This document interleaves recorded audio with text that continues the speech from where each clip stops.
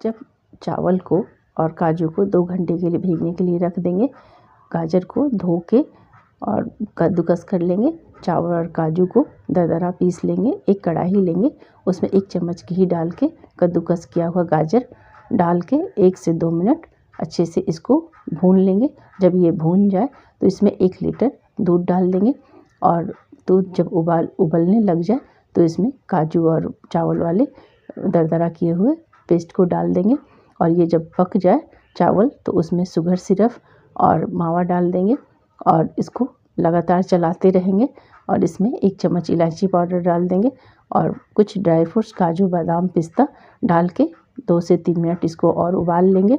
और इस तरह जब गाढ़ा हो जाए तो इसकी प्लेटिंग करेंगे, उसमें ड्राई फ्रूट्स से सजा देंगे और तब गाजर की मलाईदार रबड़ीदार खीर बन के